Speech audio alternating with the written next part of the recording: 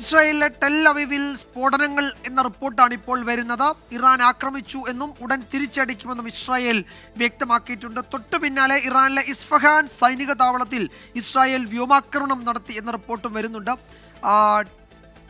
ടെഹ്റാനിൽ വലിയ സ്ഫോടനങ്ങൾ നടക്കുന്നു എന്നാണ് പുതിയ വാർത്തകൾ. പി ജെയിംസ് ഇന്റർനാഷണൽ ഡെസ്കിൽ നിന്ന് വിശദാംശങ്ങൾ നൽകും.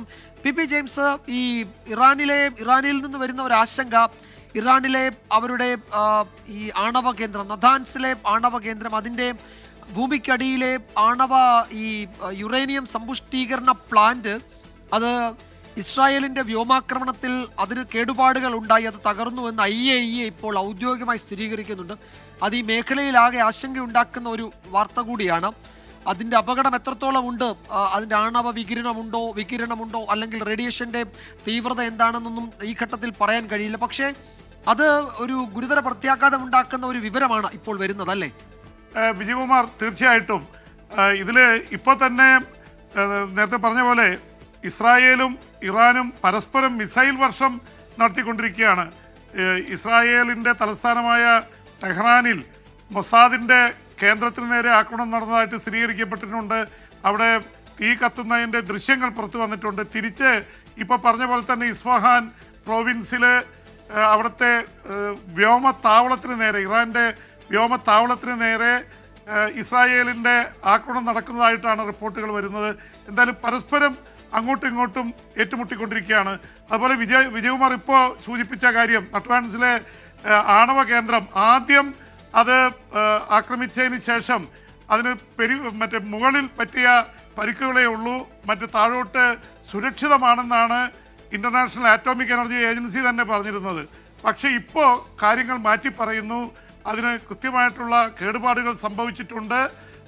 അവിടെ റേഡിയേഷനുള്ള സാധ്യതയാണ് കാണുന്നത്. അങ്ങനെയാണെങ്കിൽ അത് വളരെ സീരിയസ് ആയിട്ടുള്ളൊരു ഡെവലപ്മെൻ്റ് ആണ് വിജയകുമാർ. അതേക്കുറിച്ച് കൂടുതൽ കാര്യങ്ങൾ പുറത്തു വരാനിരിക്കുന്നതേ ഉള്ളൂ. എന്ന് മാത്രമല്ല, ഇസ്രായേലിൻ്റെ പ്രധാനമന്ത്രി ബെഞ്ചമിൻ നെതന്യാഹു ഔദ്യോഗികമായി ഇന്ന് പറഞ്ഞിരിക്കുന്നത്, ഞങ്ങൾ നടത്തിയ ആക്രമണത്തിൽ ഇറാൻ്റെ ആണവ കേന്ദ്രങ്ങൾക്ക് വലിയ രീതിയിലുള്ള കേടുപറ്റിയിട്ടുണ്ട്, അവരുടെ ആണവ ആയുധം ഉണ്ടാക്കാനുള്ള നീക്കങ്ങൾ തടയപ്പെട്ടിരിക്കുന്നു എന്ന് തന്നെയാണ് വെളിപ്പെടുത്തിയിട്ടുള്ളത്. എന്തായാലും ഡൊണാൾഡ് ട്രംപ് കാനഡയിൽ നിന്ന് തിരക്കിട്ട് ഒരു ദിവസം മുമ്പേ മടങ്ങി അമേരിക്കയിൽ എത്തിയിട്ടുണ്ട്. അവിടെ വാർ റൂമിൽ അടിയന്തരമായ യോഗം ചേരുകയാണ്. നാഷണൽ സെക്യൂരിറ്റി കൗൺസിലിൻ്റെ യോഗം ചേരുന്നുണ്ട്. നാഷണൽ സെക്യൂരിറ്റി കൗൺസിലിൻ്റെ തലപ്പത്തിരിക്കുന്നവർ പറയുന്നതിനെ എതിരായിട്ട് ട്രംപ് പ്രതികരിക്കുന്നു എന്നുള്ള തരത്തിലാണ് റിപ്പോർട്ടുകൾ വരുന്നത്. അതുകൊണ്ട് ട്രംപ് കുറച്ചുകൂടി ഹാർഡ് സ്റ്റാൻഡിലേക്ക് പോകുന്നു. ഒരു വെടിനിർത്തലിൻ്റെ അപ്പുറത്തേക്കുള്ള ഒരു അവസാനിപ്പിക്കലാണ് ഉദ്ദേശിക്കുന്നതെന്ന് പറയുമ്പോൾ എന്താണ് താൻ ഉദ്ദേശിക്കുന്നതെന്ന് ഇപ്പോഴും ട്രംപ് വ്യക്തമാക്കുന്നില്ല. ആകെയുള്ളത് ഈ അമേരിക്കയുടെ ബോംബർ വിമാനങ്ങൾ യൂറോപ്പിലേക്ക് എത്തുന്നു. അവരുടെ 2 വിമാനവാഹിനി യുദ്ധക്കപ്പലുകൾ ഇസ്രായേലിൻ്റെയും ഇറാനിൻ്റെയും അടുത്തേക്ക് വരുന്നു. ഇതൊക്കെ വെച്ച് നോക്കുമ്പോൾ എന്തൊക്കെയോ ചെയ്യാൻ അമേരിക്ക തയ്യാറാവുന്നു എന്നുള്ള ധ്വനിയുണ്ട്. എന്തായാലും ഇത് അവസാനിപ്പിക്കണമെന്ന് റഷ്യ ആവശ്യപ്പെട്ടിട്ടുണ്ട്, ചൈന ആവശ്യപ്പെട്ടിട്ടുണ്ട്. അതുപോലെ തന്നെ ഇന്ത്യയുടെ വിദ്യാർത്ഥികളെ ടെഹ്റാനിൽ നിന്ന് ഒഴിപ്പിക്കണമെന്ന് ട്രംപ് വരെ പറഞ്ഞ സാഹചര്യത്തിൽ ഇന്നലെ മുതൽ തുടങ്ങിയതാണ്. ഇന്ത്യയുടെ വിദ്യാർത്ഥികൾ അർമേനിയയിൽ എത്തിയിട്ടുണ്ട്, നാളെ ഡൽഹിയിലെത്തുമെന്നാണ് പറയുന്നത്. ചൈന ഇതേ ആവശ്യം പറഞ്ഞിട്ടുണ്ട്. ഇസ്രായേലിൽ നിന്നും അതുപോലെ തന്നെ ഇറാനിൽ നിന്നും മടങ്ങി വരാനാണ് ചൈന ആവശ്യപ്പെട്ടിരിക്കുന്നത്. പല രാജ്യങ്ങളും ഇത് ആവശ്യം ഉന്നയിക്കുന്നു. അപ്പോൾ യുദ്ധം കൂടുതൽ രൂക്ഷമാവുന്നു എന്ന സൂചനയാണ്. ഇന്നൊരു പക്ഷേ ഇസ്രായേലും ഇറാനും കൂടുതൽ രൂക്ഷമായ തരത്തിലേക്ക് യുദ്ധം അല്ലെങ്കിൽ ഏറ്റുമുട്ടൽ കൊണ്ടുപോകാൻ സാധ്യതയുണ്ട്. ഒരു കാര്യം അവർ ഇന്നലെ പറഞ്ഞത് അത് ഇന്നും ആവർത്തിക്കുന്നുണ്ട്. ഇറാൻ പറയുന്നത് ചരിത്രത്തിലെ ഏറ്റവും വലിയ തിരിച്ചടി ഞങ്ങൾ ഇസ്രായേലിന് കൊടുക്കാനിരിക്കുകയാണ്. പക്ഷേ ഇസ്രായേലും ഇതേ രീതിയിൽ തന്നെയാണ് പ്രതികരിക്കുന്നത്. ടെലിവിഷൻ ചാനൽ ഇറാൻ്റെ തകർന്നതിന് ശേഷം അവിടെ വാർത്താ സംപ്രേഷണം പുനരാരംഭിച്ചിട്ടുണ്ട്. 3 മാധ്യമപ്രവർത്തകർ ഇസ്രായേലിൻ്റെ ആക്രമണത്തിൽ കൊല്ലപ്പെട്ടിട്ടുണ്ട്. അവിടുത്തെ സ്ഥിതിഗതികൾ കൂടുതലായിട്ട് ഇപ്പോൾ പുറത്തു വരുന്നില്ല. എന്തായാലും ടെഹ്റാൻ ഇപ്പോഴും വലിയ ട്രാഫിക് കുരുക്കിലാണ്. കാരണം ജനം ഓടി രക്ഷപ്പെടാൻ ശ്രമിക്കുന്നു. ഒരുപാട് ഞാനൊന്ന് ഇടപെട്ട ഒരു കാര്യം പറയട്ടെ. ഇപ്പോൾ ഈ അമേരിക്കൻ വൈസ് പ്രസിഡന്റ് വാൻസിന്റെ ഒരു സ്റ്റേറ്റ്മെന്റ് വന്നിരിക്കുന്നത്, അദ്ദേഹം ഇങ്ങനെയാണ് പറയുന്നത്: Trump may take further action against Iran nuclear program. എന്താണ് ഈ ഫർദർ ആക്ഷൻ എന്ന് അദ്ദേഹം പറയുന്നില്ല. പക്ഷേ എന്തോ ഒരു ഫർദർ ആക്ഷനെ പറ്റി വൈസ് പ്രസിഡന്റ് തന്നെ പറയുന്നുണ്ട്. അതാണ് ഒരു പ്രധാനപ്പെട്ട ഇപ്പോൾ വരുന്നത്. മറ്റൊന്ന്, ഈ Iran announces new wave of attacks on Israel.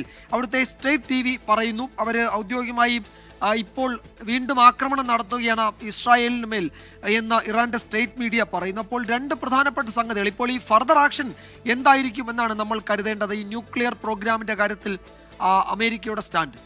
Vijayakumar, ഈ ട്രംപ് ഒരു കാര്യം വ്യക്തമാക്കിയിട്ടുള്ളത്, ഈ ചർച്ചകളിൽ ഞാൻ നേരിട്ട് പങ്കെടുക്കുന്നില്ല, മറ്റേ വൈസ് പ്രസിഡന്റ് JD വാൻസ് പങ്കെടുക്കുന്നൊരു വാക്ക് പറഞ്ഞിട്ടുണ്ട്.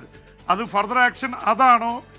അല്ല, ഇസ്രായേല് ചോദിക്കുന്നൊരു കാര്യമുണ്ട്, ബങ്കർ ബസ്റ്റർ ബോംബുകൾ വേണം, അത് 200 അടി വരെ താഴ്ചയിലേക്ക് തുരന്നു കയറാൻ ഇതുള്ളതാണ്, അത് ഇസ്രായേലിൻ്റെ കൈവശമില്ല.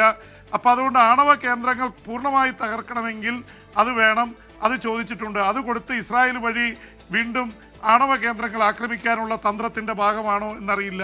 എന്തായാലും JD വാൻസിനെ ഞാൻ ചുമതലപ്പെടുത്തുന്നു, ഞാൻ നേരിട്ട് വരുന്നില്ല എന്നുള്ള തരത്തിലാണ് ട്രംപ് പ്രതികരിച്ചിട്ടുള്ളത്. എന്തായാലും ട്രംപിനെ സംബന്ധിച്ചിടത്തോളം ട്രംപും അതുപോലെ തന്നെ ഇസ്രായേൽ പ്രധാനമന്ത്രി ബെഞ്ചമിൻ നെതന്യാഹുവും കാര്യങ്ങൾ പരസ്പരം സംസാരിച്ചു കൊണ്ടിരിക്കുന്നു എന്നുള്ളത് വ്യക്തമാണ്. എന്തായാലും ട്രംപിൻ്റെ കൂടി മൗനാനുവാദത്തോടെയാണ് ഇസ്രായേൽ ഈ അടി നടത്തിയിട്ടുള്ളത് എന്നുള്ള കാര്യത്തിൽ യാതൊരു സംശയവും വേണ്ട. ട്രംപ് പക്ഷേ ഇതിൻ്റെ ഉത്തരവാദിത്തം ഏറ്റെടുക്കാൻ തയ്യാറല്ല. അതുകൊണ്ടാണ് അമേരിക്കയുടെ പങ്കാളിത്തം ഇതിലില്ല എന്ന് പറഞ്ഞുകൊണ്ടിരിക്കുന്നത്. പക്ഷെ അമേരിക്കൻ താവളങ്ങൾ ആക്രമിക്കേണ്ടി വന്നാൽ ആക്രമിക്കുമെന്ന് ഇറാൻ പറഞ്ഞിട്ടുണ്ട്. എന്നാൽ ഇറാൻ്റെ എണ്ണപ്പാടങ്ങൾ കത്തിക്കൊണ്ടിരിക്കുകയാണ്. അപ്പുറത്ത് ഇസ്രായേലിൻ്റെ ഹൈഫ നഗരത്തിൽ അവിടുത്തെ റിഫൈനറികളെല്ലാം പൂട്ടിയിരിക്കുന്നു. അവിടെ ഇലക്ട്രിസിറ്റി മറ്റേ മിസൈലേറ്റ് തകർന്നിട്ടുണ്ട്.